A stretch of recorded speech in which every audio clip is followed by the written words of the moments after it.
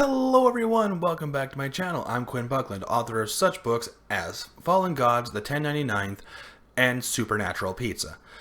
And today I'm here to do a writer's tag, the Unpopular Opinions Tag. Now, as some of you may have noticed, it's pretty bare back here. If you have not watched my last few videos, I'm moving, is really what it comes down to. I am moving. I am going to be doing one more video in this room, and then after that, it will be a whole new location. Which, fantastic. I'm excited. I can't wait to move. I am stoked. But, let's get on with this. Question 1. Which is harder, the first sentence or the last? For me, it's the first sentence. I usually have a very good idea as to where the end of the book is going to be, and I typically have my last sentence figured out before I have anything, like before I even get there. It may not be word for word, but I have an idea. The first sentence is typically one of those, how do I start this? Where do I start this? What am I doing? I'm sure you understand. With that, the last sentence is the hardest for me anyway.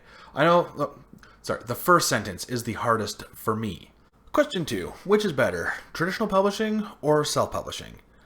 And as a person who's self-published his first 6 books, I really only have the perspective of one side of things.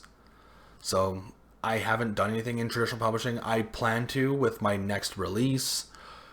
I don't plan to self-publish anymore, so it's really hard to say one way or the other. Like, I don't think there is one that's better than the other. I honestly do believe that they both have their pros and cons. For example, self-publishing is more expensive because it's more expensive. You are in control of everything, which is both a positive and a negative. Because, frankly, if you don't know what you're doing, you're going to make some bad decisions. Whereas, in traditional publishing, you don't really have the same amount of control over your project.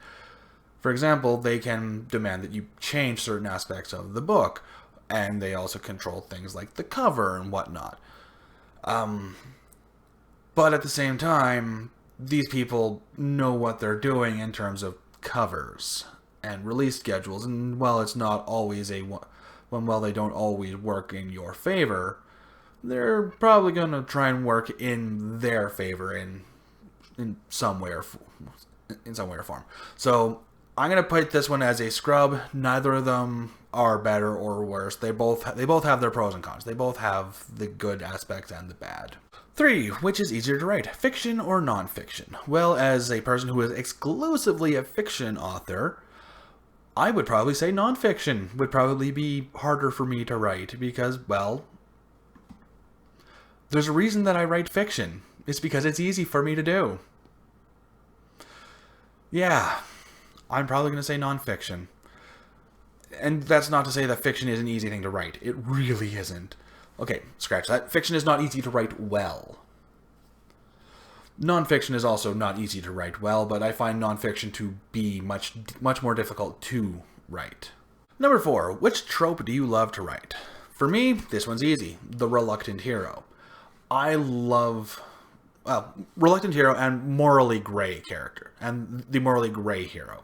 I love morally gray characters. I love that they're constantly conflicted between their own greater nature of personal selfishness and their own self-destructive tendencies, as well as trying to balance this with being completely unable to just stand by and watch things go wrong. Sometimes they have to be drugged by the nose to get to that moral epiphany. But I do absolutely love the reluctant hero, especially when they're morally gray. Number 5, which writing book didn't cover it for you? This is going to be a hard one to admit to, but I've never actually read a book on writing, including the book On Writing by Stephen King. I plan to. It is on the to-read list, but I have not read it yet. I have not read any book on writing, so I can't really say that any of them have not cut it for me. And because of that, I'm going to skip this one. Number 6, are writers introverts or extroverts? And I am going to go as far as to say that they need to be both. A writer needs to be an introvert in such a way as they need to be comfortable enough to be by themselves. They need to be alone enough to write their books, enough to edit their books, enough to do the marketing, enough to do the planning and the research that's needed to do the story properly. However, an author needs to be extroverted enough to be able to tell people about their books, to not be shy, to not freeze up when somebody asks about their work. An author kind of needs to be both an introvert and an extrovert. I don't believe an author, like authors in general, are one or the other. That you're going to find some who are more introverted than others and more extroverted than others. There's no, like, authors are not monolithic in any shape, way, or form. They can't be. Why? Because we're people. Because we're human. You know, I honestly think that this question is just kind of silly.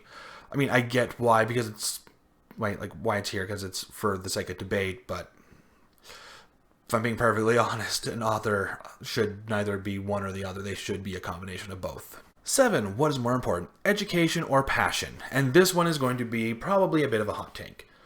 I am going to say that education is very important.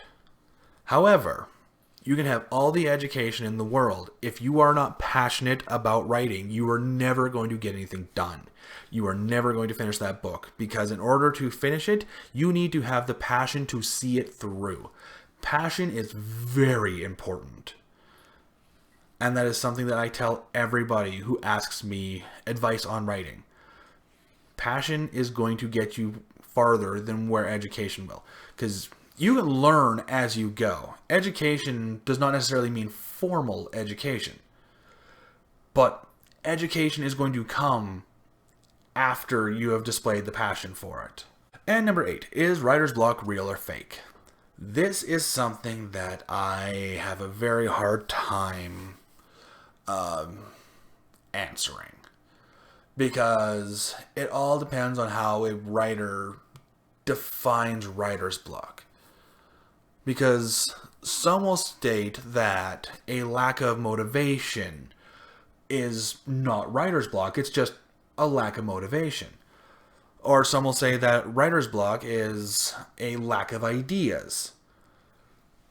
And then there will be others who say that writer's block is not knowing where to go with the story. Or, you know, there's 100 different definitions of writer's block. And what it all comes down to is, I sit down, but I can't write. And if that is that is typically the definition that I go with. I sit down and I can't write. I try to build up the motivation. I try to think of things to write about.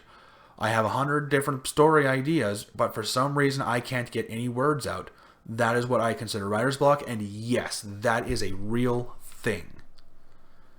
Does it suck? Yes. Can you get past it? Absolutely. But yes, it is a real thing. At least it is via my definition. Sometimes you just gotta go with the simple definition, and that's what I'm going with. In any case, that's the tag. There's only 8 questions, which is weird. You usually see 10. But regardless, here I am. This is the end of everything. I have nothing left for you. So, be sure to like, share, comment, subscribe, all that fun stuff. And if you want to check out any of my work, I have the links for everything in the description. And as per usual, keep writing. Hey, guess what, everyone? My latest novel, The City What Rules the World, is now available on Amazon in both Kindle and paperback. The links are in the description.